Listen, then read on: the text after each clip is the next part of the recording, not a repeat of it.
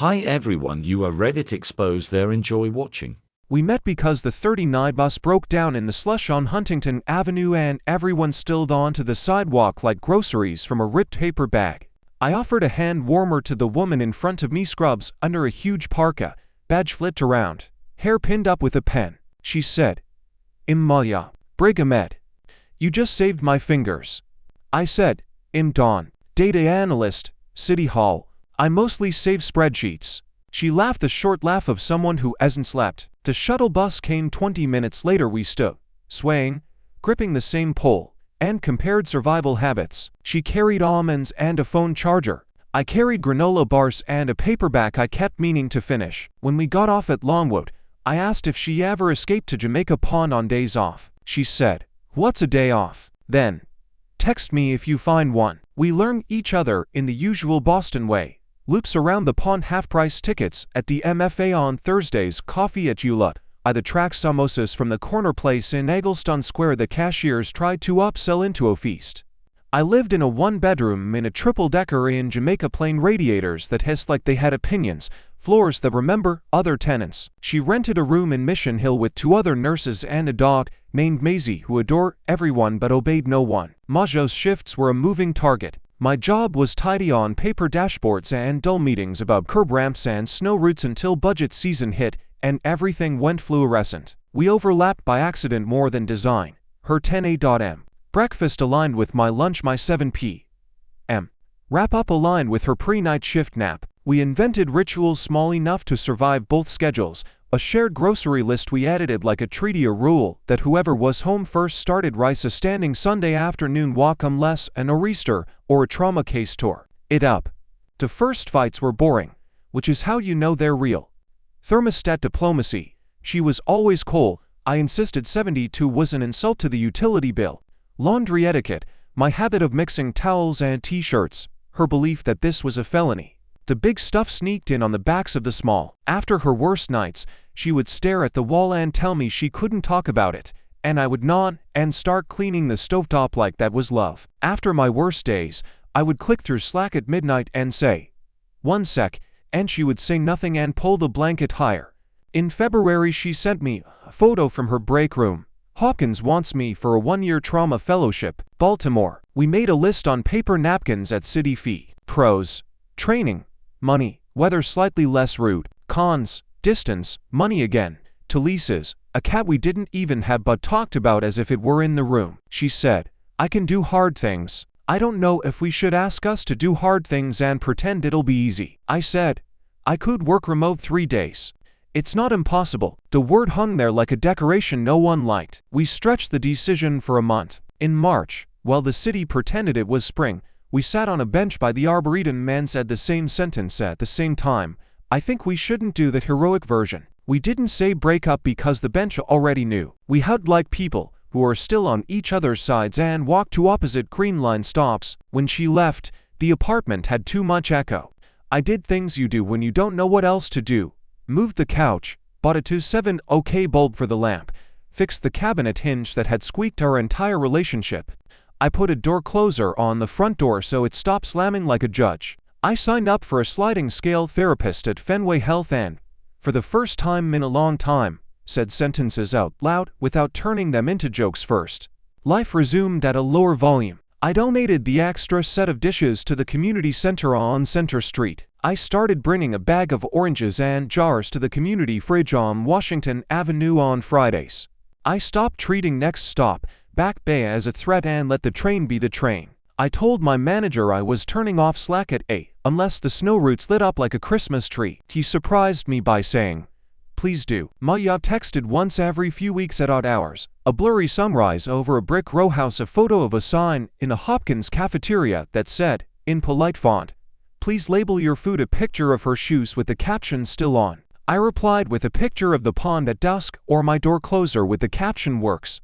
When she had to testify in a case and her voice shook, she sent me that sucked and a crying laughing emoji that didn't match. I sent back "proud of you" and a period that did. In July, I met someone without trying a lie, a children's librarian at the JP branch, who came to the Fix-It clinic at the community center holding a lamp with a frayed cord like it was a sick sparrow. We replaced the cord and she said, I can check out books and sometimes screwdrivers, but not confidence. We started sharing walks to the farmer's market. We didn't declare anything. We made soup on Sundays and left it at that. On her fridge a magnet said, "Short steps count." It felt like permission. Work shifted too. A new director wanted our public forums to read like a person wrote them. I rewrote "Your submission failed" to "Something broke on our side, try again" in a minute, and the help desk tickets for that form dropped by a third. It was the least glamorous graph it ever loved. We added a weekly quiet hour where no one could schedule meetings and no one pretended to be okay at their keyboard. The group chat died for 60 minutes, and no one died. In October, I saw Maya at South Station in a tide of rolling suitcases. We both did the little oh hey face and stepped to the side. She looked less hurried. I hoped I did too. We traded headlines. Her fellow was tough and worth it. Shed started running again. Sleep was an ongoing negotiation. I said I was the kind of person who bought weather stripping before the first cold snap now, and she smiled like that was both predictable and good. When her train flashed on the board, she touched my arm and said, "You look steadier." I said, "You too." We didn't promise coffee next time. We didn't avoid it either. We hugged with the gap that fits a backpack and let the station take us. Winter did what winter does. The heat in our building went from sauna to cave. I printed a one-page how to report heat issues in English and Spanish with 311 numbers, taped it by the mailboxes, and watched as the angry texts in the tenant chat turned into screenshots of ticket numbers. Mr. Alvarez from 2F slipped a thank you note under my door with 2 packets of cocoa. I put one in his mailbox and kept one for a night when the radiator moaned like a whale. Some nights I still reached for my phone at midnight and thought of sending something I didn't need to send. I made myself a rule. If I wanted to text after 11, I wrote it on paper instead. In the morning, it always read like a weather report from a storm that had moved offshore.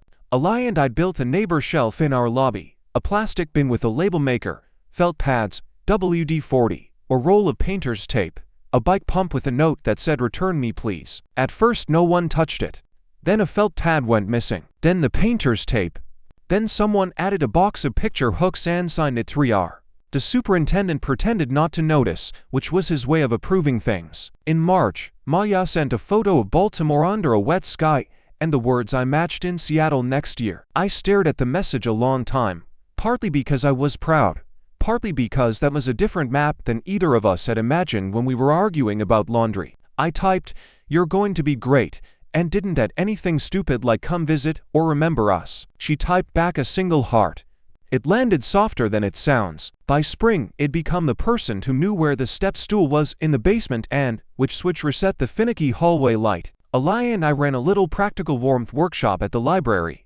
How to write a short email that gets your landlord to fix a leak without you threatening to light the building on fire. How to ask neighbors to keep it down and not sound like a cop. How to label a breaker box without fighting.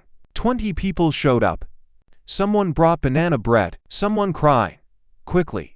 We didn't take a photo for social media. We were busy. On a Saturday morning in May, I carried a box of filters upstairs, replaced the old one in my fan, and wrote with a Sharpie, "Arrow 2 fan." Taco, not my cat, but the building's wandering orange diplomat, squeezed into my apartment, inspected the corner where dust always wins, and left with no comment. I ate toast over the sink and thought about how different my life looked on paper, and how familiar it felt standing barefoot on a floor that could use a mopping. If you need a scene to prove anything, there isn't one. There's the door closer I adjusted again so it doesn't slam when 3R lets it go. There's Ali leaving a note on my counter that says "soup in the fridge. Don't boil it to death." There's a text from Maya at 6:12 a.m., a picture of sunrise over a gray runway, captioned "Transfer Day," and my reply "Safe travels" without a second sentence hiding a question. At night, I flip the lamp that we finally set to a warm, human color. The door eases shut without making a speech. The heat knocks like it's shy. I sit at the table and write 3 lines I try to live by at the top of my notebook. Call early. Short steps count. I'm here. It isn't cinematic. It works. Spring didn't show up as a season so much as a series of small fixes. I swapped the buzzing kitchen light for a warm to 7 OK bulb, put felt pads under the chairs, and finally mounted a door closer on the apartment door so it stopped announcing every exit like a cymbal crash. At work I rewrote a couple of our error messages so they sounded human. We lost the connection. Try again in a minute. Instead of the cold 500 for that used to make people feel like they'd broken the internet. No one threw me a parade, but support tickets dipped and my manager said, "Whatever you did there, do more of that." Weeknights slowed down in a good way. I started quiet half hours after dinner, phone face down. No apps, tea in a chipped mug I can't seem to toss. If I had energy, it labeled the breaker box. No more guessing which switch kills the bedroom, or walk a bag of groceries to the community fridge to blocks over. Someone taped a note to it that said, "Take what you need, leave what you can." I added a line in Sharpie, "And if you spill, wipe it up. We're all guests here." I ran into my ex once more, in line at Trader Joe's. She had a tote bag and the same quick grin, different haircut. We traded the safe questions: work, sleep, the price of eggs. She pointed at the basil in my basket and said, "You'll forget to water that." I said, "Not on Tuesdays." We laughed, hugged like people with other places to be, and moved on. I walked home surprised at how calm my chest felt. Not empty calm. By summer, the building chat had mutated from complaint stream to mildly useful. I posted a one-page storm day checklist: bring in the mats, check the stairwell windows, keep the back door latch so it doesn't bang. Miguel, our super, added a thumbs up and a photo of a box fanny labeled "Borrow Me." 2 neighbors returned it the next day with a roll of good tape rubber banded to the handle. Tiny economy of trust. Most Saturdays I biked to the water and back and then helped my downstairs neighbor, Tessa, hang shelves in her studio. We had a simple rule: ask before fixing someone else's system. She kept cables in an organized chaos that made sense only to her. I learned to let it be. In return, she taught me how not to over-tighten anchors. I didn't call it dating, I called it people who split a toolkit and don't make each other louder. It was enough. Therapy slid to once a month. My counselor said, "You seem to know what enough feels like now." I told her I'd put it on a sticky note by the lamp. Enough equals keeps going tomorrow. I meant it. There were still small tests. A heat wave rolled through, and the building's intercom died. The old me would tried to fix everything alone. The current me printed a contact sheet, taped it by the mailboxes, and asked for a volunteer window on the Google tab so deliveries wouldn't pile up. 3 people signed up in an hour.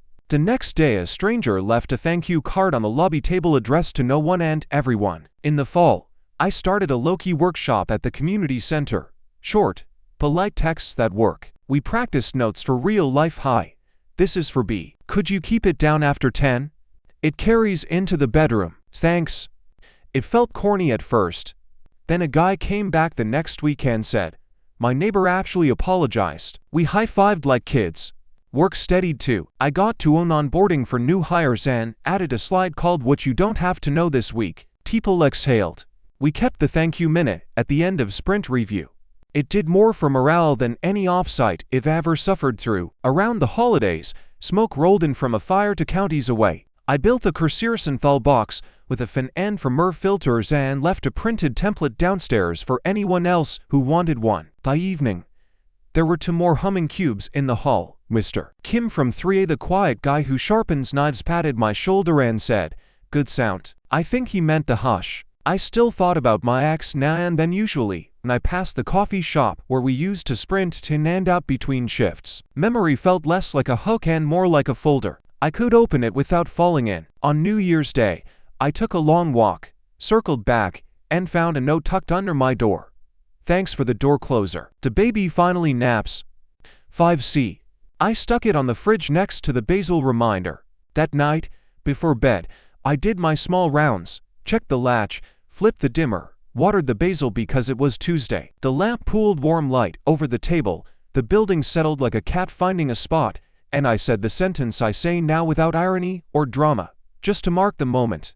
"I'm here." Tomorrow I'll refill the community fridge, grease the nosy hinge in the stairwell, and rewrite one more sharp edge of our product into something people can breathe through. Short steps, quiet doors. It's not a movie. It's better. February didn't arrive with any revelations, just a stubborn draft by the back stairwell and a hallway light that took 3 taps to wake up. I bought 2 motion sensors and a pack of those adhesive cable clips, spent a quiet Thursday evening fishing the wire along the molding, and watched the stairwell learn to greet people without blinding them. The next morning someone taped a post-it under the fixture. "Thank you for the not too bright light. 3B. I left it there until the glue gave up. We had a cold snap and a burst pipe rumor. The building chat lit up with caps lock, then fizzled into silence the usual lark. The old version of me would grabbed a mop pen melodrama, the current one opened a shared doc titled Storm. Freeze checklist steal this, added 3 lines turn off water to hose bib, prop the laundry door with a wedge, not a rock, towels plus fans in the basement closet and tagged Miguel. 10 minutes later, he added the shut-off locations with little XS on a photo. 2 neighbors signed up for an hour of basement watch. A minor non-crisis passed like a yawn. Tessa knocked one Sunday with 2 mugs of soup and said, "Your door sounds different." I showed her the closer, then shut up and let her look around. She pointed at my breaker panel labels and laughed. "You made your apartment into an IKEA manual." It wasn't a dig. We ate on the floor because I hadn't rehung the dining light, and we practiced our rule, ask before fixing. She lives by organized chaos, cables by vibe, tools by reach. I live by boxes with masking tape labels. We traded corners for an hour and left the rest alone. That felt like more intimacy and a big speech. Work stayed human. The what you don't have to know this week's slide got copied to 2 other teams. I slipped a line into our onboarding doc I wish someone had given me early in my career. You can ask out loud even if the question feels small. Small questions prevent big rework. Support sent a note mid-sprint, tickets down. Tone up. No confetti. Just a quieter channel. The community center asked if it'd repeat the short, polite texts that workshop. We added a weirdly popular section. No's without war. A guy read his draft, turn it down, and everyone laughed because it was too familiar. We workshopped it too. Hey, it carries into the bedroom after 10. Any chance you can nudge it down? Thanks. The next week he came back with cookies and said, half embarrassed, they apologized. I told him to write that down somewhere, he'd see it on a bad day. March brought a different kind of hazard. 2 e-bikes started sleeping in our hallway. Bare batteries on the floor under a coat. I printed the FDNY 1-pager on lithium battery wires and highlighted the parts about UL listed chargers. Then I knocked, gently. In not coming as the hall police, I said, "Just this is safer inside the apartment, and here is a cheap metal box that won't turn your place into a toaster." The writer squinted like kid insulted his dog, then softened when I pointed to the certification mark. 2 days later the batteries were gone from the hall. A week after that, he sent me a link to a sale on the right charger. That counted as a win. In April the city inspector showed up, the kind with a tablet and a calm face that says he's seen worse. He nodded at our posted storm checklist, measured the stairwell temperature, and said, "If more buildings did this, I'd have fewer annoying voicemails." I took the compliment, then filed his one note, at a strip of high contrast tape on the basement step you can't see in bad light. I painted it that night. Tim from Today age 12. Comics Kid added a hand-drawn lightning bolt next to it. Miguel rolled his eyes and left it. I ran into my ex again, by accident, outside a coffee shop that used to be ours. She had a tote bag with a city I don't live in and a look that said she was late. We hugged quickly. She said she'd seen a screenshot of my app on a friend's phone. "The errors are kinder," she said. "That was you, right?" I said partly, which was true. We traded to sentences, more sleep, work, basiled and let the sidewalk take us different ways. No ache, just a pocket of air where the ache used to be. By May, Tessa and I were finding a rhythm that didn't need naming. She left a toothbrush, I added a hook by the door at her height. We made a shared shelf in the hall, a clear bin with earplugs, bandages, paper clips, or roll of quarters. A note on top, take 1, replace 1. If you forget, no shame, just tell the chat. People did. A stranger added a good bicycle pump and signed it 1A. I still don't know who that is. Smoke returned early, and the box fans came back out. Mr. Kim waved me into his kitchen and placed my hand in front of his quercetin like a right. "My grandkids breathe and don't complain," he said. Then slid a plate of sliced pears across the counter and asked if I owned a proper knife. I admitted I didn't. He put one in my palm, heavy enough to stop conversation. "Borrow," returned sharp. I washed it, dried it, labeled the sheath with painter's tape, and set a calendar reminder so I wouldn't become the villain in a parable. At work, I shipped a tiny thing that felt bigger than it looked, an empty state that didn't scold. "Nothing here yet. It'll show up once you connect X." The support lead slacked, users stopped yelling "where everything go." I printed the message and taped it inside my notebook. It's my version of hanging a report card on the fridge. June, Our building held an actual meeting that wasn't a fight. Chairs in a circle, tea at the end table, our mutual aid shelf in sight. We voted to make it official and to keep the cork board clean. Dated notices only. Safety and building info first. Remove stale flyers on Sundays. The woman who used to rip everything down by reflex volunteered to be board captain. She wrote her initials at the bottom like a union card. L. 5A. People clapped. That felt weirder than it should have, and good. Summer came like a warm breath and a broken intercom. This time no one panicked. We pulled out the delivery shelf, posted windows for buzz-ins, and rotated. I took the lunch hour. Tessa took early evening. Mr. Kin did mornings and sharpened tonight's while waiting. When the repair guy finally arrived, he looked at the sign-in sheet and said, "Most buildings just yell at me." I said we'd gotten that out of our system years ago.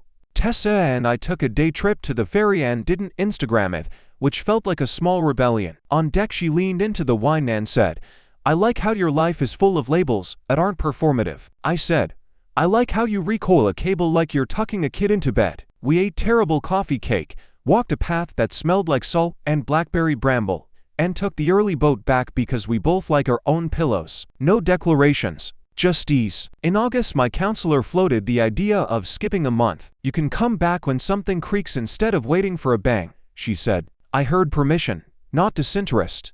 We booked September if needed. It felt like handing the building keys to a responsible tenant, me. There are still days where the old instincts flare. Rescue, overdue, control. Last week the chat exploded about a neighbor's party, and my fingers drafted a paragraph that ended with "per our lease." I deleted it and went with, "Hey, to see great music. Any chance to rap by 10? It carries." They wrote back a thumbs up hand on it. The building didn't learn a lesson. I did.